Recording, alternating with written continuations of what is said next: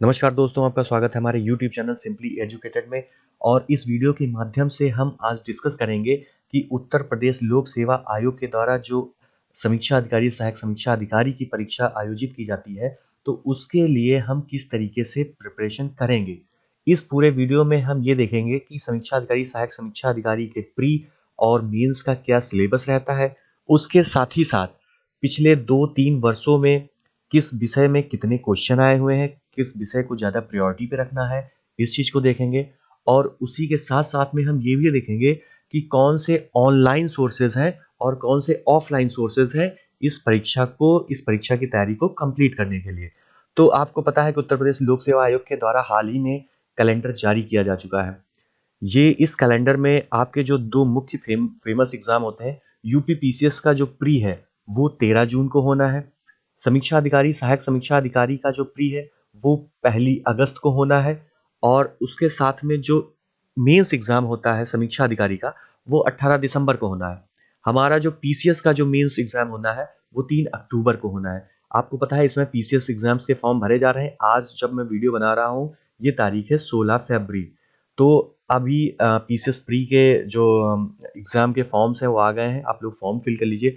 अब आइए हम आगे देखते हैं कि हमारा टारगेट रहेगा इस वीडियो के माध्यम से और फिर आने वाली जितनी भी वीडियोज़ होंगी, उनके माध्यम से हमारा टारगेट समीक्षा अधिकारी, सहायक समीक्षा अधिकारी एग्ज़ाम रहेगा कि हमें उसको क्रैक करना है।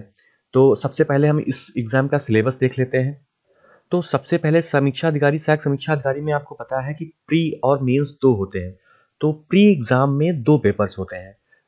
पहला पेपर होता है जीएस का जो कि 2 घंटे का होता है और दूसरा पेपर होता है हिंदी का जो कि 1 घंटे का होता है। तो अब हम डिटेल्स में देखते हैं। तो जीएस का जो पेपर होता है उसमें 140 क्वेश्चन होते हैं प्री में। अब जो मेंस का होता है, मेंस में भी जीएस का एक पेपर होता है, लेकिन उसमें 120 क्वेश्चंस होते हैं। लेकिन सिलेबस यही रहता है। परंतु हिंदी में जो है, हिंदी में काफ़ी डिटेल्ड हो जाता है। तो मेंस का जब हम देखेंगे तब मेंस का सिलेबस देखेंगे। प्री में जो जीएस का पेपर है उसमें आप जो भी सामान्य चीजें पढ़ते हैं, science, polity, history, geography, environment, UP special, census, agriculture और जो करंट अफेयर्स जो भी होता है, साथ ही साथ जो लॉजिकल रीजनिंग होते हैं, लॉजिकल रीजनिंग के भी अच्छे खासे क्वेश्चंस आते हैं और यूपी स्पेशल से अच्छे खासे क्वेश्चंस आते हैं। तो इनमें हम लोग जो भी साथ में इस पूरे एग्जाम में जो भी इम्पोर्टेंट होगा, उस हिसाब से हम लोग प्रेफरेंस वाइज अपनी प्रिपरेशन को स्टार्ट करेंगे। जो भी रिसोर्सेज हैं अभी आगे हम उनको देखते हैं, पहले हम सिलेबस देख लेते हैं। उसके बाद में जो हिंदी का पेपर होता है, हिंदी के पेपर में 6 ये मुख्य जो सब टॉपिक दिए हुए हैं, विलोम शब्द, वाक्यवर्तनी शुद्धि, अनेक शब्दों में एक शब्द, तद्भव तत्सम, विशेष से विशेषण और पर्यायवाची। ये 6 टॉपिक्स हैं जो कि हिंदी में 10-10 क्वेश्चंस आते हैं इनके, और 60 क्वेश्चंस होते हैं और 60 नंबर का ही पूर्णांक होता है, समय 1 घंटा होता है। इस पेपर में बड़ी आसानी से 60 में 55 क्वेश्चंस सही किए जा सकते हैं। और जब पिछली बार 2016 का हुआ था एग्जाम, तो मैंने देखा था कि लोगों ने 60-60 क्वेश्चन पूरे के पूर्णांक पूरा क्वेश्चन सही किया था। तो हिंदी एक ऐसा इस पूरे पेपर में, इस पूरे कंपटीशन में हिंदी इतना ज़्यादा लीवरेज देता है आपको कि अगर आपका जीएस में कुछ पोर्शन गड़बड़ भी हो गया है, उसके बाद में भी अगर आप हिंदी में थोड़ी-सी भी मेहनत लगातार कर रहे हैं अपनी प्रिपरेशन के दौरान में, हिंदी को अकेला एक कोने में कहीं नहीं छोड़ दे रहे हैं, तो आपको हिंदी उसका बेनिफिट देगी और हिंदी आपको सबसे ज़्यादा स्कोर करने में आगे रखेगी। और जो अगर आप किसी भी जीएस के किसी भी पोर्शन में आप पीछे पिछड़ रहे होंगे, तो वो आपको जो कॉम्पिटिशन की दौड़ है उसमें बराबर रखने का प्रयास करेगी। तो अब आप ये जान लीजिए कि इसमें जो ये 6 टॉपिक्स दिए गए हैं, इन 6 टॉपिक्स में सारे बिल्कुल सेम टॉपिक्स जीएस के जो हमारा समीक्षा अधिकारी का जो मेंस एग्जाम होता है, उसमें भी ये सारे टॉपिक होते हैं, सिवाय एक टॉपिक को छोड़ के, वो है पर्यायवाची शब्द। तो 5 टॉपिक्स फिर से हमको समीक्षा अधिकारी के मेंस के एग्जाम में मिलेंगे, लेकिन पर्यायवाची शब्द नहीं मिलेगा। तो इस तरीके से यहाँ पे 6 टॉपिक्स हैं प्री में, जिसमें से 5 टॉपिक्स हमको फिर से मेन में मिलेंगे। तो यानी कि हमारे लिए इन टॉपिक्स को पढ़ना बहुत जरूरी है और बहुत अच्छे से इनको याद करना है, रटना है हमें। अब आते हैं मेंस के पेपर में। मैंने मेंस में बताया कि जीएस में जो है 120 क्वेश्चंस आते हैं और 2 घंटे का समय होता है, 120 ही पूर्णांक होता है। जिस तरीके का जीएस का सिलेबस जो आपके प्री में होता है, वही मेंस में होता है। और चाहे समीक्षा अधिकारी का एग्जाम हो या फिर पीसीएस प्री का एग्जाम हो, आप देखेंगे तो आपको सिलेबस लगभग में जीएस का सेम ही मिलता है प्री एग्जाम के लिए। उसके बाद में जो मेंस एग्जाम में अगर हम हिंदी की बात करें तो हिंदी में सबसे पहली तो बात 2 पेपर होते हैं। पहला पेपर होता है परंपरागत सब्जेक्टिव।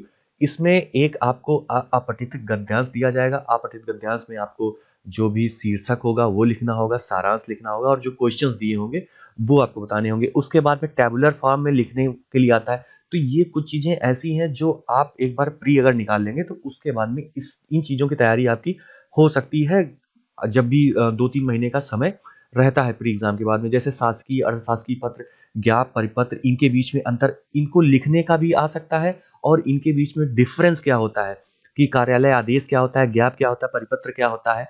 इस तरीके की आपको डिफरेंस भी पूछ सकते हैं, उसका फॉर्मेट भी पूछ सकते हैं कि ये पत्र कैसे लिखे जाते हैं, इनका फॉर्मेट बताइए, या फिर एक एग्जाम्पल देकर भी बताया जा सकता है। और अगर आप तैयारी कर रहे होंगे तो आपने एक लास्ट ईयर का क्वेश्चन पेपर जरूर देखा होगा। अगर आपने नहीं देखा है तो आप बताइए, तो एक हम पुराने पेपर का एनालिसिस करेंगे। उसके बाद में परिभाषिक शब्दावली, यानी कि ये जो प्रशासनिक और वाणिज्यिक शब्दावली है, अंग्रेजी से हिंदी में ट्रांसलेट करने के लिए आता है और हिंदी से अंग्रेजी में ट्रांसलेट करने के लिए 5-5 शब्द आते हैं, 10 अंकों के होते हैं। अब मुझे ये लगता है कि ये कुछ ऐसी चीज है जिसको आपको थोड़ा पहले से देखना चाहिए। आप अपनी जो भी हिंदी की स्टैंडर्ड बुक है, चाहे वो नालंदा हो या फिर आपकी बनवारी लाल हो, तो आप इन किताबों के पीछे देखेंगे तो वहां पर आपको प्रशासनिक और वाणिज्यिक शब्दावली के दिए हुए, तो आप रोज के हिसाब से 5-5 शब्द याद करना स्टार्ट कर सकते हैं। तो अगर एक बार वो आपकी नजर के नीचे से जाते रहेंगे, तो जब प्री एग्जाम खत्म हो जाएगा, उसके बाद जब आप मेंस की प्रिपरेशन स्टार्ट करेंगे तो फिर आपको बहुत आसानी होगी इनको पुनः रिवीजन करने में और साथ ही साथ याद रखने में भी एग्जाम हॉल में, क्योंकि ये शब्द कुछ ऐसे होते हैं जो कठिन हो जाते हैं कई बार में। ये चीज मैंने भी एक्सपीरियंस की। उसके साथ ही साथ जो ये मुहावरे और लोकोक्तियां होती हैं, 5 मुहावरे लोकोक्तियां आएंगी। उसके साथ में कंप्यूटर ज्ञान। कंप्यूटर ज्ञान में क्या होता है कि कई बार 5 क्वेश्चंस पूछ दिए जाते हैं। 5 क्वेश्चन पूछे जाएंगे 2-2 नंबर के। या फिर क्या होता है, कई बार ऐसा भी होता है कि आपसे एक क्वेश्चन जो है, बड़ा क्वेश्चन 10 नंबर का पूछ लिया जाएगा या 2 क्वेश्चन 5-5 नंबर के पूछ लिए जाएंगे। तो इस तरीके की कंप्यूटर में बड़ी अनप्रेडिक्टेबिलिटी होती है। लेकिन अगर आपको बेसिक कंप्यूटर का ज्ञान है या फिर अगर आपने कोई भी कोचिंग या टेस्ट सीरीज ज्वाइन करके रखी हुई है, तो आपको उतना बेसिक बता ही दिया जाता है। या फिर हम जब भी प्री के बाद में जब मेंस को डिस्कस करेंगे तो उसमें कंप्यूटर के बारे में जरूर डिस्कस कर लेंगे, ताकि कंप्यूटर से आने वाला क्वेश्चन छूटने ना पाए। अब हम आते हैं इसी पेपर के खंड 2 में, जो पार्ट 2 होता है इस पेपर का। इसमें अभी हमने जो प्री के पेपर में हमने देखे थे, जो 6 टॉपिक थे, उसमें से मैंने बताया था 5 टॉपिक आते हैं मेंस में। तो यही वो 5 टॉपिक आए हुए हैं और इस बार, पिछली बार 10-10 क्वेश्चंस आते थे प्री में, लेकिन इस बार सिर्फ 6-6 क्वेश्चंस आएंगे, यानी कि 6 शब्द आएंगे, उन्हीं को आपको बताना और वो भी ऑब्जेक्टिव टाइप का होगा।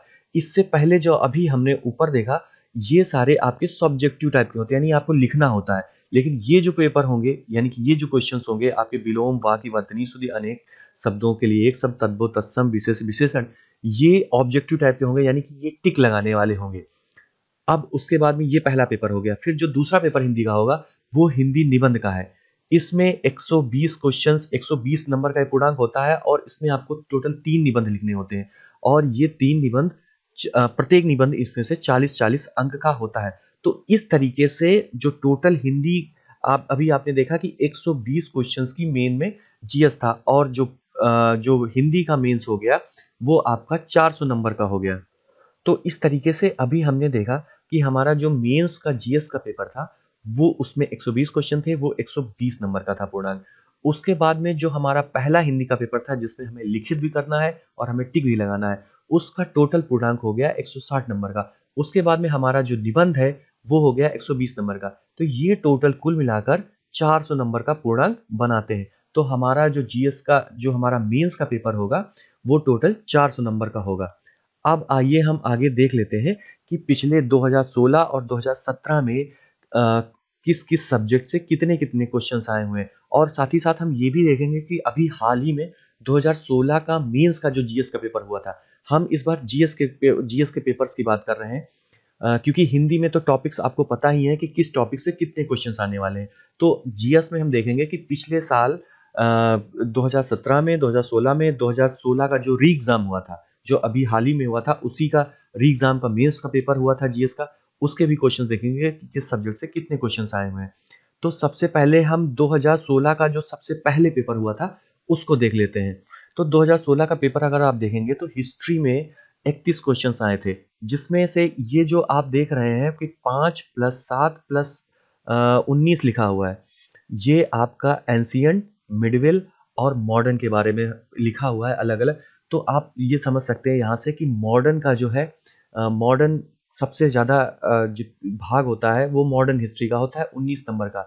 अब हम एक काम करते हैं कि हम ईयर वाइज न चल के सब्जेक्ट वाइज चलते हैं कि हर साल हम देख लेते हैं कि कितने कितने क्वेश्चंस किस पर्टिकुलर सब्जेक्ट से आए हुए हैं। तो अब अगर 2016 में आपने देखा कि 31 क्वेश्चंस आए थे, अब ये एग्जाम हो गया था कैंसिल। उसके बाद में री एग्जाम में देखिए तो इसमें 20 क्वेश्चंस आए थे, लेकिन क्वेश्चंस भले ही कम हुए लेकिन सबसे इंपॉर्टेंट बात आप देखिए कि आपका जो रेशियो है मॉडर्न हिस्ट्री का वो अभी भी सबसे हाई है। यानी कि आपको मॉडर्न हिस्ट्री हिस्ट्री का सिर्फ एक कोई सोर्स लेके नहीं पढ़ना है, आपको एनसीईआरटी डिटेल्ड में आपको मॉडर्न हिस्ट्री पढ़नी पड़ेगी अगर आपको ये एग्जाम क्रैक करना है। 2017 में भी देखिए आपको 22 क्वेश्चंस आए हुए हैं, जिसमें से 11 क्वेश्चंस आए हुए हैं मॉडर्न से। हालांकि इस बार जो है एंशियंट और मिडिवल का स्कोर थोड़ा सा बढ़ गया है क्वेश्चंस में। 2016 में अभी हाल ही में एक महीना पहले जो एग्जाम हुआ है मेंस का, उसके बारे में देख लेते हैं। तो इसमें हिस्ट्री के 25 क्वेश्चंस आए हुए हैं। इसमें भी आप देखिए तो मॉडर्न हिस्ट्री से आपके 13 क्वेश्चंस आए हुए हैं। तो इस तरीके से हम ये यहाँ पर एक निष्कर्ष निकाल सकते हैं कि सबसे ज़्यादा क्वेश्चन जो है हिस्ट्री में मॉडर्न हिस्ट्री से आ रहे हैं। तो हमको मॉडर्न हिस्ट्री सबसे अच्छे से तैयार करनी है, तो हमारी स्कोरिंग मॉडर्न हिस्ट्री हो गई। उसके बाद में अगर ज्योग्राफी को देखेंगे तो ज्योग्राफी भी लगातार सबसे ज़्यादा क्वेश्चंस आते हैं, यानी कि ज्योग्राफी को भी आप बिल्कुल हल्के में नहीं ले सकते हैं, आपको पूरी फुल तैयारी करनी होगी, फुल प्रूफ तैयारी ज्योग्राफी की। 2016 का जब री एग्जाम हुआ उसमें 17 क्वेश्चंस आए, 2016 के में 14 क्वेश्चंस आए और 2017 में 14 क्वेश्चंस आए। आपका जो 2016 का जो अभी मेंस का एग्जाम हुआ जीएस का, उसमें 21 क्वेश्चंस आए। तो अब आप समझ लीजिए कि कितने ज्यादा क्वेश्चंस आए हुए हैं ज्योग्राफी से। करंट का एक फिर से एक बात तो आपकी हिस्ट्री हो गई, उसके बाद में आपकी हिस्ट्री हो गई, फिर आपकी ज्योग्राफी हो गई और तीसरी हो गई आपकी करंट। तो ये जो करंट अफेयर्स है इसके भी आप देखिए कि आपके कितने ज़्यादा क्वेश्चंस आ रहे हैं। अगर आप 2016 में देखेंगे, 2016 के री एग्जाम में तो 26 क्वेश्चंस आ रहे हैं। 2016 में जो कैंसिल हुआ था उसमें 17 क्वेश्चंस आए, 2017 में 19 क्वेश्चंस आए हैं और 2016 के मेंस में जो अभी हुआ है हाल ही में उसमें 20 क्वेश्चंस आए। इसमें से 5 क्वेश्चंस एग्रीकल्चर के करंट के आए थे। करंट के मैंने इसलिए ये एग्री मैंने करंट लिखा हुआ था, परंत ये जो 5 क्वेश्चन करंट के हैं, जैसे कि कई बार ये होता है कि खाद्यान्न का डेटा, जैसे कई बार रिपोर्ट्स निकलती है कि इस बार जो है गेहूं की पैदावार इतनी हुई या फिर एमएसपी इतना रहा किसी भी फसल का। तो इस तरीके के जो क्वेश्चंस होते हैं वो करंट में एग्रीकल्चर से आए हुए थे, 5 क्वेश्चंस। उसके बाद में हम पॉलिटी को देखते हैं। पॉलिटी थोड़ा सा डिक्लाइन रहता है, पॉलिटी का जो वेटेज है वो हिस्ट्री ज्योग्राफी के बराबर नहीं रहता है। जैसे कि 8 5 7 7, यानी कि 5 से 8 question, 10 question maximum, max to max 10 questions आएंगे पॉलिटी के। लेकिन एक चीज और रहती है पॉलिटी में, जो क्वेश्चंस आते हैं एक दो क्वेश्चंस भले ही बहुत टफ आ जाएं, ऐसा संभव है 2 क्वेश्चंस तक टफ आ सकते हैं, लेकिन बाकी जो 6 क्वेश्चंस होंगे, जो 5 से 7 क्वेश्चंस होंगे, वो क्वेश्चंस होंगे आपके बेसिकली या तो आर्टिकल से कि किस आर्टिकल में कौन सा बिलोंग करता है, तो आपको आर्टिकल्स रटने पड़ेंगे। उसके बाद में हमारे संविधान के जो टोटल पार्ट्स हैं, उन पार्ट्स में किस पार्ट में क्या है। जैसे आपको पता है कि पहले पार्ट में यूनियन टेरिटरीज एंड स्टेट्स है, दूसरे पार्ट में आपकी नागरिकता है। तो इस तरीके से किस पार्ट में कौन सा, उसके बाद में जो शेड्यूल्ड है, जो सूची है हमारी, तो इस तरीके की जो लिस्टिंग वाली होती हैं कुछ चीज़ें, उनसे जो है क्वेश्चन ज़्यादा आते हैं पॉलिटी के। उसके बाद में साइंस, साइंस भी बहुत ज़्यादा इंपॉर्टेंट है। हालांकि इस बार अगर आप जो 2016 का मेंस हुआ है अभी नवंबर दिसंबर में, दिसंबर में सॉरी, उसमें जो भले ही साइंस का पोर्शन कम है, लेकिन अगर आप देखेंगे जो 2016 का एग्ज़ाम जो कैंसिल हुआ था उसमें 2017 के एग्ज़ाम में और 2016 के एग्ज़ाम में, इस सभी में लगभग में अच्छे खासे क्वेश्चंस आए हुए हैं, जिसमें से ज़्यादातर जो क्वेश्चंस आते हैं वो बायो के ही आते हैं। तो आप एक चीज़ और ध्यान रखिए कि ज़्यादातर क्वेश्चन जो होते हैं वो बायो के ही होते हैं। फिजिक्स और केमिस्ट्री से क्वेश्चंस उतने ज़्यादा नहीं पूछे जाते हैं। तो बायो के लिए आपको कहाँ से कवर करना चाहिए? अगर आप पीसीएम के स्टूडेंट रह चुके हैं, आप इंजीनियरिंग के स्टूडेंट हैं, तो ऐसा पॉसिबल है कि आपको बायोलॉजी में दिक्कत हो।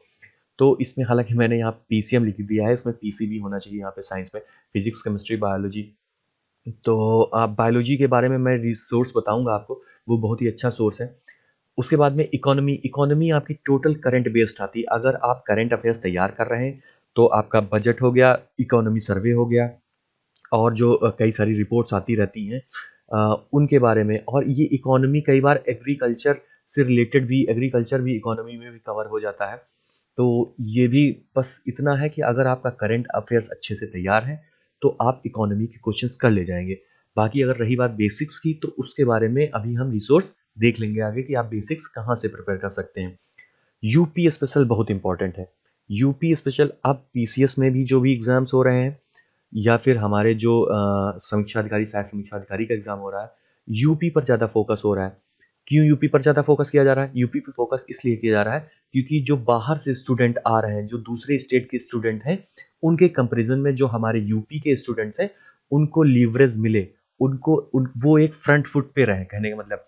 क्योंकि अगर बिहार से, महाराष्ट्र से कोई लड़का आ रहा है, हमारे पीसीएस का एग्जाम दे रहा है, और अगर वो पीसीएस का एग्जाम निकाल ले, अभी हुआ आपने देखा पीसीएस वाले में कि साउथ इंडियन लड़कों ने भी एग्जाम निकाल लिया पीसीएस का। तो अगर हम यूपी के क्वेश्चन ज़्यादा देंगे, यानी कि हमारा आयोग अगर देता है, तो उससे हम लोगों को, यूपी के स्टूडेंट्स को ज़्यादा बेनिफिट रहेगा।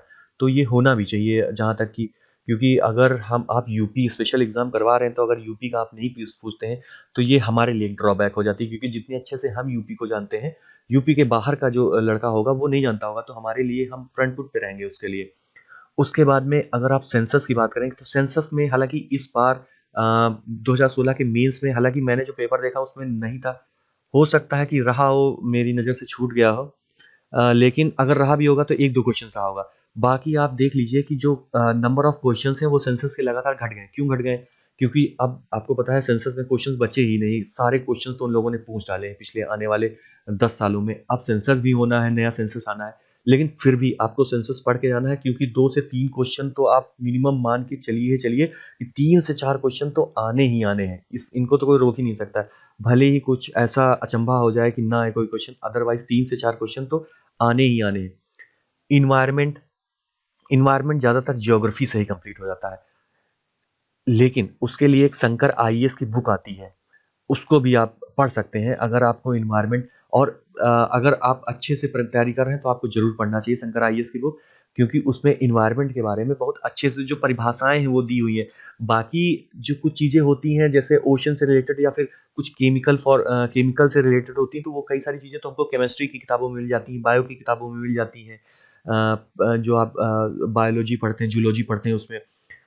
लेकिन कुछ चीज़ें ऐसी हैं जो इन्वायरमेंट में आपको शंकर आइस में मिलेंगी।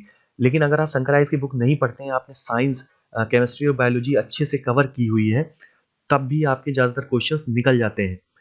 और उसके बाद में आता है लॉजिकल रीजनिंग। तो लॉजिकल रीजनिंग की बहुत सारी बुक्स मार्केट में अवेलेबल है। आप अपने हिसाब से, आपको जो अच्छी लगे उसको आप चूज कर लीजिए। और इतना आप समझ के जाइए कि आपको लॉजिकल रीजनिंग के क्वेश्चन अगर 15-16 क्वेश्चंस आ रहे हैं, तो आप ये मान के चलिए कि 15 क्वेश्चंस आपके आने ही आने हैं। तो आप मिनिमम 13 क्वेश्चन, 12 से 13 क्वेश्चन का टारगेट रखिए लॉजिकल रीजनिंग में, कि आपको ये करना ही करना है। क्योंकि ये क्वेश्चन बहुत ज्यादा टफ नहीं होते हैं, एक नॉर्मल एवरेज क्वेश्चंस होते हैं। ऐसा हो सकता है कि आप हिस्ट्री दिन रात पढ़िए, दिन रात आप हिस्ट्री पढ़िए, मॉडर्न हिस्ट्री पढ़िए, मिडिवल हिस्ट्री पढ़िए, उसके बाद एंशियंट हिस्ट्री पढ़िए, और आपके क्वेश्चंस ना फंसे। लेकिन ये एक ऐसा फील्ड है लॉजिकल रीजनिंग वाला, कि अगर आप थोड़ी सी इसमें एफर्ट दे देंगे, तो आपके 15 में से 12 से 13 क्वेश्चन तो बड़े आराम से सही हो जाएंगे। तो आप इसको भी फोकस करके चलिए। तो अब आप, अगर आपने पूरा ये, इसमें से हालांकि और बहुत सारी कैटेगरीज हो सकती हैं, फिलहाल मुझे जो लगा कि जो इंपॉर्टेंट कैटेगरीज है वही, हालांकि ये अभी पूरे क्वेश्चन, जैसे आपको पता है कि प्री एग्जाम में 140 क्वेश्चंस आते हैं। हालांकि ये आप इसका सम करेंगे तो 140 क्वेश्चंस नहीं होते हैं, करीब 110 या 15 ही क्वेश्चंस हो रहे हैं सभी में। लेकिन ये जो मैंने जो कैटेगरीज मुझे लगी कि ये बड़ी बड़ी कैटेगरीज हैं, यहाँ से क्वेश्चंस आ रहे हैं, उनको मैंने अलग निकाल लिया था। बाकी कुछ ऐसे भी क्वेश्चन थे जो विविध से थे। तो अगर आप अब इसमें से देखेंगे, तो आपकी जो सबसे ज्यादा स्कोरिंग रहेगी वो हिस्ट्री, और हिस्ट्री में भी आपको मॉडर्न हिस्ट्री सबसे अच्छे से पढ़नी। उसके बाद में आपको जियोग्राफी सबसे अच्छे से पढ़नी। फिर आपको करंट करंट आपको डेली का डेली पढ़ना है, नहीं तो आप चूक जाएंगे। उसके बाद में आप फिर आ जाइए साइंस पर। और यूपी स्पेशल, ठीक है, लॉजिकल रीजनिंग। ये इतनी चीजें अगर आप कवर कर लेते हैं तो आपका 70% जो है क्वेश्चन पेपर कवर हो जाता है। 70 से 75% आप कह सकते हैं, 75% कवर हो जाएगा अगर आप हिस्ट्री, ज्योग्राफी, करंट अफेयर्स, उसके बाद में साइंस, फिर यूपी स्पेशल और फिर लॉजिकल रीजनिंग, इतनी चीजें अगर आप कवर कर ले जाते हैं तो आपका 75% जो है पूरा पेपर कवर हो जा रहा है और आपके चांसेस ज्यादा से ज्यादा बढ़ जाएंगे। अब हम देखेंगे रिसोर्सेज की आपको प्रिपरेशन कहाँ से शुरू करनी चाहिए। सबसे पहले चीज आप एक जान लीजिए, अगर आप यूपी में तैयारी कर रहे हैं और अगर आप घटना चक्र के बारे में जानते हैं और आपने उसको नहीं पढ़ा है तो आप बहुत बड़ी गलती कर रहे हैं। आपको घटना चक्र पढ़ना बहुत जरूरी है। बिना घटना चक्र के तो यूपी का एग्जाम नहीं निकलना है एकदम, आप ये समझ लीजिए कि लगभग में। तो सबसे पहले तो जो भी सब्जेक्ट्स इंपॉर्टेंट, जो बड़ी बड़ी सब्जेक्ट, जैसे आपका हिस्ट्री हो गया, आपका जियोग्राफी हो गया, पॉलिटी हो गया, साइंस हो गया, चाहे तो आप यूपी स्पेशल का भी ले सकते हैं, यूपी स्पेशल हो गया, और इसके बाद में फिलहाल यही चारों, और अगर आपका मन हो तो आप इकोनॉमी का भी पढ़ लीजिए। तो इन सब चीजों का, अगर इन सब का आपने घटना चक्र पढ़ा हुआ है तो आपके कुछ क्वेश्चन, मान लीजिए 10% क्वेश्चन तो आपके कवर ही हो जाते हैं। 7 से 10% क्वेश्चन जो है वो कवर हो जाते हैं, क्योंकि अधिकतर क्वेश्चन तो रिपीटेड क्वेश्चन ही होते हैं। और घटना चक्र में पढ़ने के बाद में आपको आइडिया भी लग जाता है कि क्वेश्चंस किस तरीके के आ रहे हैं। तो उसके बाद में जब आप स्टैंडर्ड बुक्स पढ़ना स्टार्ट करते हैं, तो जब आप डिटेल्स के ऊपर जाते हैं तो आपका दिमाग काम करना शुरू कर देता है कि आपने कोई भी जब पैराग्राफ पढ़ते हैं तो आप उसमें से क्वेश्चंस आइडेंटिफाई करना स्टार्ट कर देते हैं। आपको पता चलना शुरू हो जाता है कि अच्छा, हमने ये पैराग्राफ पढ़ा तो इसमें ये जो है इस तरीके के क्वेश्चन आ सकता है एग्जाम में। तो इससे हमें सिर्फ यही बेनिफिट नहीं होता कि हमें पिछले साल के क्वेश्चन पता चल जाते हैं, बल्कि हमें ये भी पता चलता है कि किस तरीके की हम जो पढ़ रहे हैं तो किस तरीके के क्वेश्चंस वहां से निकल कर आएंगे। और साथ ही साथ रिपीटेड क्वेश्चन तो पीसेस में आते ही आते हैं। तो हिस्ट्री में आपको, चाहे अब जो सब्जेक्ट्स मैंने बता दी, इनके लिए आप ये मान के चलिए कि आपने घटना चक्र तो इंक्लूड कर लिया। अब उसके साथ में हिस्ट्री का आप क्या पढ़ सकते हैं, आप 6 से 12 तक की एनसीईआरटी पढ़ लीजिए या तो डिटेल में।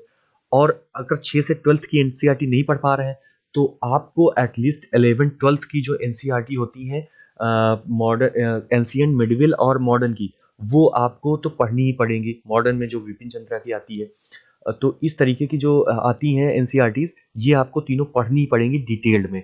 उसके साथ ही साथ अगर आप एनसीईआरटी नहीं पढ़ना चाहते हैं तो भी आपके पास एक ऑप्शन है। आपके पास ऑप्शन ये है कि आप मॉडर्न हिस्ट्री के लिए तो स्पेक्ट्रम पढ़ लीजिए, राजीव अहिर की, आपने नाम सुना होगा।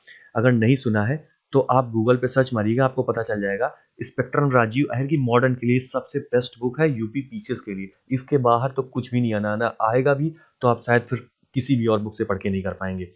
उसके बाद में अगर आपको इसके बाद में आपको महेश वर्णवाल की एनसीईआरटी सार एक आती है बुक, जो कि महेश वर्णवाल सर, आपको पता है महेश वर्णवाल सर जियोग्राफी की बुक लिखते थे, लिखे हैं इससे पहले, और काफी फेमस है उनकी बुक यूपी पीसीएस के एग्जाम्स के लिए।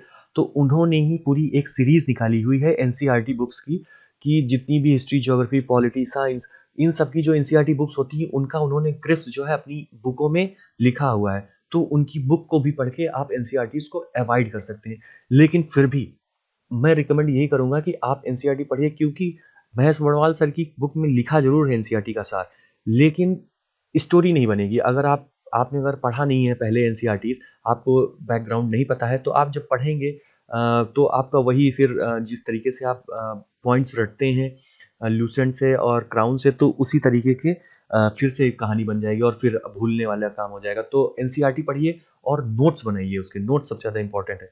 उसके बाद में क्राउन, क्राउन जो है वो लास्ट टाइम रिवीजन के लिए बहुत अच्छी होती है। तो इसमें से आप कुछ भी चूज कर सकते हैं, लेकिन सबसे ज्यादा इंपॉर्टेंट जो रहेगा वो घटना चक्र हो गई आपकी। उसके बाद में आप एनसीईआरटी की बुक्स पढ़िए, और साथ ही साथ ये आपका बेसिक मटेरियल हो गया। अब आपको क्या करना है, इसके साथ ही साथ मैं कुछ ऑनलाइन रिसोर्सेज बता रहा हूँ जो कि जिनसे आप वीडियो देख सकते हैं। आपने स्टडी फॉर सिविल सर्विसेज का नाम जरूर सुना होगा। हमारे ज्ञान सर को सबसे झक्कास सर हैं वो, उनसे अच्छा तो शायद ही कोई चैनल इस समय चला रहा होगा। हालांकि डिकोड एग्जाम वाले जो सर हैं वो इस समय, आपने डिकोड एग्जाम को भी देखा होगा, डिकोड एग्जाम वाले जो सर हैं वो इस समय पूरी तरीके से रेस में, और उनका भी यूट्यूब चैनल बहुत ही अच्छा हो गया है। तो आप स्टडी फॉर सिविल सर्विसेज पे जाइए, उन्होंने पूरी प्लेलिस्ट बना के रखी हुई है। हमारे जो सहायक समीक्षा अधिकारी एग्जाम होता है या फिर कोई भी एग्जाम होता है वो उसी प्लेलिस्ट बना देते हैं, उसमें सारे वीडियोस डाल देते हैं। अगर आप उनके उतने वीडियोज़ ही देख लीजिए, तब भी शायद आपको ये सब जो मैं बता रहा हूँ, ये पढ़ने की ज़रूरत ना पड़े। लेकिन अगर आप मन लगा के देखते हैं तो उनके वीडियोज़ देख लीजिए।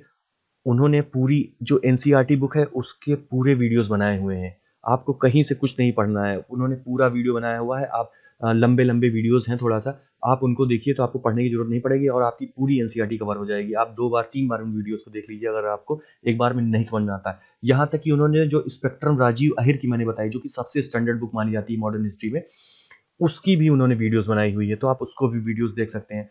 उसके साथ ही साथ एक मैंने जो आइडेंटिफ़ाई किया है, एक मुरनाल सर हैं, वो यूपी या यूपीएससी की तैयारी करवाते हैं, यानी कि आईएएस, पीसीएस की तैयारी करवाते हैं। वो इकोनॉमी के टीचर हैं, तो उनके यूट्यूब चैनल पर आप जाएँगे तो मुरनाल यूट्यूब चैनल जब आप सर्च करेंगे मुरनाल सर, तो उनके यूट्यूब चैनल पर हिस्ट्री पढ़ाई गई है, मॉडर्न हिस्ट्री, प्रतीक नायक सर के द्वारा। उनकी जो मॉडर्न हिस्ट्री है वो भी पूरी तरीके से कंप्लीट और बहुत अच्छी तरीके से पढ़ाई गई है। तो इनके इस वीडियो से क्या होता है कि स्टोरी समझने में बहुत आसानी होती है। ये चीज़ मैंने नोटिस की। हालाँकि आपको ऐसा संभव है कि आपको पीसीएस के लायक पॉइंट्स ना मिलें, क्योंकि बहुत ज़्यादा टू द पॉइंट पूछते हैं पीसीएस में। हालाँकि अभी हाल ही में कुछ उनका पैटर्न चेंज हुआ है, आपने देखा होगा कि चाहे वो रिव्यू ऑफिसर का एग्ज़ाम हो या पीसीएस का एग्ज़ाम हो, जो मल्टीपल स्टेटमेंट्स वाले जो क्वेश्चंस होते हैं वो ज़्यादातर पूछे जा रहे हैं। तो अगर आप ये वीडियोज़ इनके देख लेते हैं तो उस तरीके के क्वेश्चंस में आपको बेनिफिट ज़्यादा मिलेगा। बेसिकली आपकी समझ डेवलप हो जाएगी, मैं ये कहना चाह रहा हूँ। तो ये तो हो गया आपका हिस्ट्री का।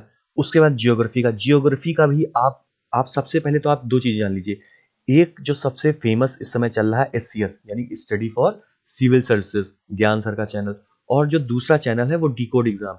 इन दोनों चैनल्स को अगर आप फॉलो कर रहे हैं तो आपकी आधी प्रिपरेशन तो ऐसी हो जाती है, बाकी आधी प्रिपरेशन आपको अपनी मेहनत करके करनी है, ठीक है? ये 2 चीज़ें ऐसी, ये 2 रिसोर्सेज़ मैं हमेशा बोलूँगा कि आप इन दोनों को लगातार अपने पीसीएस एग्ज़ाम्स के लिए फॉलो करते रहिए। उसके बाद में फिर आ जाते हैं ज्योग्राफी पे। ज्योग्राफी पे जो ज्ञान सर हैं, उन्होंने अपने study for civil services channel पर वीडियोज़ बना के डाली हुई हैं, आप वो देख लीजिए। उसके बाद में अगर पढ़ने की बात आती है, घटना चक्र मैंने बता ही दिया। महेश वर्णवाल अचूक किताब है ज्योग्राफी के लिए, अचूक, मतलब कि उसका कोई तोड़ नहीं है पीसीएस में।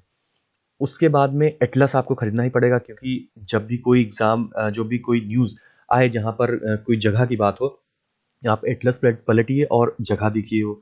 उसके बाद में आप लास्ट में क्राउन, क्राउन या फिर लूसेंट, आप जिस से बुक से भी पढ़ते हो, उसको ज़रूर आप रखिए साथ में, क्योंकि लास्ट में एग्ज़ाम के टाइम पर रिवीजन करने में बहुत आसानी होती है। या फिर अगर आप अपने नोट्स बना रहे हैं तब फिर आपको इसकी कोई ज़रूरत नहीं। अगर आप एनसीईआरटी पढ़ सकते हैं तो एनसीईआरटी पढ़िए। अब क्योंकि अगर आपके बेसिक्स बिल्कुल नहीं पता, आपको पता ही नहीं है कि अर्थक्वेक कैसे आता है, आपको पता ही नहीं है कि सी फ्लोर स्प्रेडिंग थ्योरी क्या है, और माउंटेन्स कैसे बने हैं, हिमालयाज़ कैसे बने हैं, तो आपको एनसीईआरटी पढ़नी चाहिए, क्योंकि इससे आपकी समझ डेवलप होगी। अदरवाइज़ आप क्या कर सकते हैं, अगर आप एनसीईआरटीज़ नहीं पढ़ना चाहते हैं, तो आप civil services, study for civil services पे वीडियोज़ पड़े हुए हैं, आप उनको देख लीजिए। अगर आप और कुछ बहुत अच्छा करना चाहते हैं, तो अब आप सुनिए, टारगेट विद आलोक, आपने नाम सुना होगा। सर जी हैं, टोपी लगा के पढ़ाते हैं, बहुत फेमस हैं, आप लोग जानते होंगे। बहुत ही जेन्युइन बंदे हैं। सर का सिलेक्शन भी हुआ था, हमको पता नहीं कि किस पोस्ट पे हुआ था, लेकिन वो सेलेक्ट भी हो चुके हैं। उसके बाद में पढ़ा रहे हैं इस समय यूट्यूब पर। उनकी एक सीरीज़ है जियोग्राफी पर, और इंडियन जियोग्राफी में उनसे अच्छी सीरीज़ अभी तक मैंने नहीं देखी, जितनी अच्छी सीरीज़ उन्होंने पढ़ाई हुई है। तो आप आलोक सर की वीडियोज़ देख सकते हैं अगर आपको इंडियन जियोग्राफी देखनी है, और उन्होंने वर्ल्ड जियोग्राफी में भी लोकेशन बताई हुई है। उसके बाद में अगर आपको थोड़ा-सा और स्टैंडर्ड अपने कॉन्सेप्ट डेवलप करने हैं, तो आप रतंजलि मैम, मुरनाल सर की यूट्यूब चैनल पर ही रतंजलि मैम ने यूट्यूब ज्योग्राफी पढ़ाई हुई है। वो भी बहुत अच्छी उन्होंने कॉन्सेप्ट बताए हुए हैं ज्योग्राफी के, तो उसको आप देख सकते हैं, उससे आपके जो है कॉन्सेप्ट डेवलप हो जाएँगे। तो ये हो गई आपकी ज्योग्राफी। करंट अफेयर्स आप जो भी मैगज़ीन्स पढ़ते हो उसको पढ़िए, अदरवाइज़ आप रेगुलर फॉलो करिए। अगर आप ऑनलाइन रिसोर्सेज़ की बात करेंगे, तो आप जीके टुडे को फॉलो कर सकते हैं। जीके टुडे डेली जो है मल्टीपल क्वेश्चंस टाइप के जो है करंट अफेयर्स बनाता है। 15 से 20 मिनट का उनका एक वीडियो होता है, डेली डालते हैं वो लोग वीडियोस, और बहुत ही अच्छा वीडियो डालते हैं। अगर आप वो उसको देखते हैं और डेली नोट्स बनाते हैं, तो मुझे नहीं लगता कि आपको आखिरी में कोई प्रॉब्लम होगी। और मान लीजिए करंट में अगर 20 क्वेश्चंस आते हैं, तो 5 क्वेश्चंस तो ऐसा 5 क्या, मतलब कि ये मान लीजिए 4-5 क्वेश्चंस तो ऐसे होते ही हैं जिनको कोई नहीं कर पाता है लगभग में। अदरवाइज अगर आप civil study for civil services को फॉलो करते हैं, इनकी मंथली कंपाइलेशन आता है और जीके टुडे का पर डे का कंपाइलेशन आता है। तो अगर आप इन दोनों को फॉलो कर रहे हैं तो आपको कुछ और देखने की जरूरत नहीं है मेरे हिसाब से। पॉलिटी में एम लक्ष्मीकांत आपको पता है कि एकदम रामबाण है। एम लक्ष्मीकांत से अच्छी कोई बुक ही नहीं है पॉलिटी की इन एग्जाम्स को निकालने के लिए।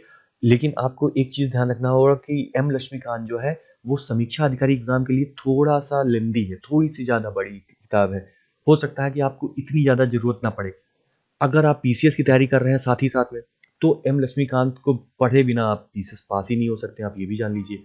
तो अगर आप पीसीएस की तैयारी साथ में कर रहे हैं तो आप एम लक्ष्मीकांत जरूर पढ़िए। लेकिन अगर आप सिर्फ समीक्षा अधिकारी, सहायक समीक्षा अधिकारी की तैयारी कर रहे हैं तो आप घटना चक्र पढ़ लीजिए और क्राउन पढ़ लीजिए, और जो स्टडी फॉर सिविल सर्विसेज में पॉलिटी के जो वीडियोस पड़े हुए हैं आप उनको देख लीजिए, आपका काम हो जाएगा। इसके बाहर नहीं आएगा कुछ, क्योंकि ज्यादा जो लिस्टिंग वगैरह जो मैंने शुरुआत में ही बताई कि लिस्टिंग वगैरह पॉलिटी में ज्यादा पूछते हैं, इन डेप्थ वाले क्वेश्चंस बहुत कम आते हैं। लेकिन आपको अगर क्वेश्चन में जो है, या फिर परीक्षा वाणी की बुक्स, हाँ मैं भूल गया था, परीक्षा वाणी की बुक्स बहुत अच्छी होती हैं और बेसिकली वो जो है यूपी पीसीएस को ही ध्यान में रख के बनाई गई। तो अगर आप परीक्षा वाणी की बुक से पॉलिटी पढ़ ले रहे हैं तब भी आपके 7-8 क्वेश्चंस कहीं नहीं गए। पीसीएम में क्या है कि सॉरी पीसीबी होना चाहिए यहाँ पे, फिजिक्स केमिस्ट्री में तो आपके लिए जो एनसीईआरटी है, अगर आप एनसीईआरटी पढ़ सकते हैं तो बहुत अच्छी बात है। अगर एनसीईआरटी नहीं पढ़ सकते हैं तो महेश वर्णवाल सर की जो एनसीईआरटी की सार है उसको पढ़ लीजिए। अगर आप उसको भी नहीं पढ़ पा रहे हैं तो आपके पास अगर क्राउन है तो आप क्राउन पढ़ लीजिए, मोर देन सफिशियंट है, आपके सारे क्वेश्चंस हो जाएंगे। लेकिन उसके साथ में आपको एक काम करना है, आपको घटना चक्र पढ़ लगानी पड़ेगी, क्योंकि पिछले साल के जो क्वेश्चंस आए हैं वो आपके अगर सारे आपके सही हो गए, आपको पता है, तो फिर जो नए क्वेश्चंस आएंगे वो आप क्राउन से कर ले जाओगे, कोई दिक्कत नहीं होगी। क्राउन ले लीजिए या फिर लूसेंट ले लीजिए। अगर आपको बायो में कोई दिक्कत नहीं हो, क्योंकि जो पीसीएम के स्टूडेंट्स हैं, जो इंजीनियरिंग बैकग्राउंड के स्टूडेंट्स हैं, उनको बायो तो बिल्कुल नहीं समझ में आती है, तो आपको थोड़ी सी मेहनत करनी पड़ेगी। यूट्यूब चैनल पर शिप्रा मैम के रेलवे क्लासेस के वीडियोस हैं। एग्जामपुर उनका जो है, एग्जामपुर नाम का यूट्यूब चैनल है, उस पर शिप्रा मैम पढ़ाती हैं। तो उन्होंने रेलवे क्लासेस के लिए एक वो बनाया हुआ था, पूरा सीरीज बनाई हुई थी बायो की। उसका ये यूट्यूब लिंक है, ये यूट्यूब लिंक मैं अपने डिस्क्रिप्शन बॉक्स में डाल दूंगा। तो उनकी इस पूरी प्लेलिस्ट की ये जो है लिंक है, तो इसकी मदद से आप उनके वीडियोस देख सकते हैं। इससे आपको इसके बाद में आपको कहीं कुछ देखने की जरूरत नहीं होगी और आपके बायो के लगभग में सारे क्वेश्चंस सही हो जाएंगे। उसको छोड़ के साइंस के लिए 6-7 घंटे की बड़ी बड़ी वीडियोस जो है सिविल सर्विसेज ज्ञान सर ने बनवाई हुई हैं, आप उनको भी देख सकते हैं, वो भी बहुत हेल्पफुल है और उनसे भी सारे क्वेश्चंस हो जाते हैं। उनके उसके बाहर कुछ भी नहीं आता है, आप ये भी जान लीजिए पीसेस में। इकोनॉमी में आपको मैंने बताया कि इकोनॉमी में जो है लगभग में सारे क्वेश्चन जो है करंट के आते हैं। अगर आप चाहें तो आप घटना चक्र ले सकते हैं। तो आपको इकोनॉमी की घटना चक्र, साइंस की घटना चक्र, पॉलिटी की घटना चक्र, जियोग्राफी की घटना चक्र और हिस्ट्री की घटना चक्र इतनी तो लेनी ही लेनी। इकोनॉमी में अगर आपको कॉन्सेप्ट क्लियर करने हैं और आपको इकोनॉमी में अगर इंटरेस्ट आता है तो आप मृणाल सर के वीडियोस, अभी मैंने जो मृणाल सर को बताया यहाँ पर, जो मॉडर्न हिस्ट्री और ज्योग्राफी के लिए, इनकी मृणाल सर की पर्टिकुलर वीडियोस जो है इकोनॉमी पर हैं और उन्होंने बहुत ही अच्छे तरीके से पूरी इकोनॉमी को बहुत ही आप ये समझ लीजिए लेमैन लैंग्वेज में उन्होंने समझाई हुई है, किसी भी बच्चे को समझ में आ जाएगी इकोनॉमी, इस तरीके से उन्होंने पढ़ाया हुआ। तो अगर आप इकोनॉमी में इंटरेस्टेड हैं, आप इकोनॉमी के कॉन्सेप्ट जानना चाहते हैं, तो आप मृणाल सर के वीडियोस देखिए। मृणाल आप जैसे यूट्यूब पर डालेंगे उनका चैनल आ जाता है सबसे टॉप पर। उसके बाद में यूपी स्पेशल के लिए यूपी स्पेशल की बुक आती है, आप उसको पढ़ लीजिए। और यूपी स्पेशल की बुक पढ़ना बहुत जरूरी है। घटना चक्र पढ़ लीजिए, यूपी में जो करंट अफेयर्स हो रहा है उसको आप ध्यान में देखते रहिए। और हाँ, यूपी स्पेशल में जो सेंसस के वीडियोस हैं उनको आप डिकोड एग्जाम से देख लीजिए। मैंने डिकोड एग्जाम से जो सेंसस के वीडियोस हैं वो देखे हुए हैं और बहुत ही अच्छे वीडियोस डिकोड एग्जाम सर ने बनाए हुए थे। डिकोड एग्जाम वाले जो सर हैं उन्होंने जो मिनरल्स का डेटा होता है, उसके बाद जो हमारा एग्रीकल्चर का डेटा होता है, उसकी कंपाइलेशन डालते हैं एग्जाम से पहले, और वो भी एकदम रामबाण होता है। आप ये समझ लीजिए कि बहुत ही अच्छे वीडियोस वो बनाते हैं। तो आप उनके भी चैनल्स को लगातार फॉलो करते रहिए। इन्वायरमेंट के लिए मैंने बताया कि आप शंकर आईएएस की बुक ले सकते हैं। हालांकि ये बुक आईएएस एग्जाम्स के लिए होती है, बड़ी स्टैंडर्ड बुक है, लेकिन आपके कॉन्सेप्ट सारे क्लियर हो जाएंगे। अदरवाइज आप क्या करिए, आप जो है जियोग्राफी के साथ में इसको कंबाइन कर लीजिए। स्टडी फॉर सिविल सर्विसेज वाले सर ने, ज्ञान सर ने फिर से इन्वायरमेंट के वीडियोस डाले हुए हैं, आप वो देख लीजिए। और डिकोड एग्जाम वाले जो सर हैं उन लोगों ने भी इन्वायरमेंट की कुछ वीडियोस डाले हुए हैं। तो आप जैसे environment study for civil services डालेंगे, उनके वीडियोस सामने निकल के आ जाएंगे यूट्यूब चैनल पर, तो आप उनको देख लीजिए। उसके बाद में लॉजिकल रीजनिंग। लॉजिकल रीजनिंग आपको पता है बहुत सारी मार्केट में जो किताबें उपलब्ध रहती हैं, आप किसी भी एक बुक को उठा लीजिए और जो क्वेश्चंस पिछले साल आए हुए हैं उनको देख लीजिए कि किस तरीके के क्वेश्चंस आए हुए हैं और उस तरीके के क्वेश्चन सॉल्व करिए। और बहुत ही इजी लेवल के क्वेश्चंस होते हैं, 3 या 4 क्वेश्चंस मैंने बताया कि ऐसे होते हैं जो बहुत ही टफ होते हैं, उसमें से 2 क्वेश्चन तो बहुत ही टफ होते हैं, लगाना मुश्किल हो जाता है। अदरवाइज सारे क्वेश्चंस बहुत ही इजी होते हैं, कोडिंग डिकोडिंग वाले होते हैं, और जो पजल होती है पजल को सॉल्व करने वाले होते हैं, कितने ट्रायंगल्स बन रहे हैं, कितने रेक्टेंगल्स बन रहे हैं, एक पूरी आकृति बनी होती है, तो इस तरीके के क्वेश्चंस आते हैं। अब आ जाते हैं हिंदी में। हिंदी में आपको पता है कि 60 नंबर की जो है प्री में आ रही थी, उसके बाद में 280 नंबर की जो है मेंस में आ रही हिंदी। तो अब हिंदी बहुत ज़्यादा इंपॉर्टेंट हो गई, क्योंकि हिंदी में आप अगर थोड़ा सा एफर्ट करते हैं, अगर आप यूपी के विद्यार्थी हैं, आप हिंदी माध्यम से पढ़े हुए हैं, तो आपको परेशान होने की ज़रूरत ही नहीं। आपको बस थोड़ा सा एफर्ट लगाना है। आपको थोड़ा सा, जैसे ही आप जितनी आप हिस्ट्री, ज्योग्राफी और करंट अफेयर्स में दिन रात लगे रहते हैं, बस उसका थोड़ा सा पोर्शन आप मान लीजिए 10% अगर आप हिंदी को दे दे रहे हैं, तो आपका काम हो जाएगा। आपको करना क्या है कि आपको घटना चक्र पहले तो खरीदनी है, आपको हिंदी की पढ़नी, ताकि आपकी जो पिछले साल के क्वेश्चंस आए हैं वो आपको कवर हो जाए। उसके बाद में आप चाहे नालंदा पब्लिकेशन की पृथ्वीनाथ पांडे की बुक ले लीजिए, या फिर बनवारी लाल सर की हिंदी की बुक ले लीजिए। दोनों बुक स्टैंडर्ड्स हैं, दोनों बुक्स में आपको तद्भव तत्सम और ये सब मिल जाएगा। बनवारी लाल सर की किताब में जो जो ये पत्राचार वाला है और जो गद्यांश है, ये बहुत अच्छे मिल जाते हैं। तो आप दोनों बुक्स ले लीजिए, क्योंकि आपको मेंस की भी प्रिपरेशन करनी ही है अच्छे से। इन दोनों बुक्स के साथ में आप तैयारी करिए। उसके साथ में डिकोड एग्जाम्स और एससीएस वाले फिर से आ गए। मैं बताया ना कि इस इन दोनों के बिना तो आप समझ लीजिए कि इस एग्जाम की तैयारी करना फिलहाल थोड़ा सा अधूरा सा रहेगा। तो इन दोनों लोगों ने हिंदी में बहुत ज़्यादा मेहनत की हुई, हिंदी के पूरी एक सीरीज डाली हुई, डिकोड एग्जाम वाले सर ने पूरी सीरीज डाली हुई। तब जितने भी 6 टॉपिक्स हैं, 6 के 6 टॉपिक्स उन्होंने ये मान लीजिए कि हमको लगता है शायद हजार हजार से ऊपर शब्द हैं उन्होंने डाले हुए हैं। और अगर आप उनको कवर कर लेते हैं और उनको ध्यान से 3-3 4-4 बार वो वीडियोस देख लेते हैं, तो आपको कोई दिक्कत नहीं होगी। उसके साथ में हम अपने चैनल पर भी उनकी जो जितने भी 6 टॉपिक्स हैं इनको कवर करेंगे। उसके साथ ही साथ जो डिकोड एग्जाम वाले सर हैं, उन्होंने अपनी एक हिंदी की बुक भी पब्लिश की हुई थी। हालांकि वो बुक मैंने देखा नहीं कि क्या है, लेकिन सभी लोग बताते हैं कि ठीक ठाक बुक है वो भी।